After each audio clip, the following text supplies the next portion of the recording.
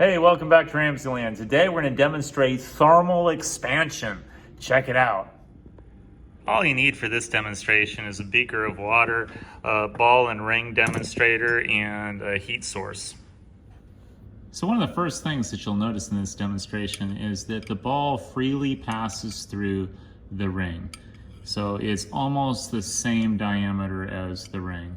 But when I increase the heat, thermal expansion causes the particles inside this brass ball to increase speed.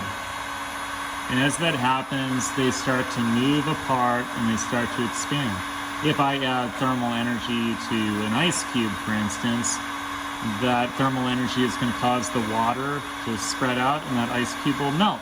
In the same sense, if I add thermal energy to a glass of water, eventually it'll hit 212 degrees and begin to evaporate.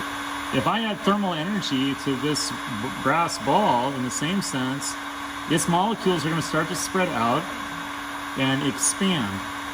And it'll expand so much that it won't be able to pass through this ring. Check out what happens when I try to pass it through. It's literally stuck. It can no longer pass through the ring because it expanded. Now, if I cool it down in this glass of water, watch what happens. I cool it down. Now it can easily pass through the ring. Well, I hope you enjoyed this presentation on thermal expansion, and I'll see you next time on RamZland.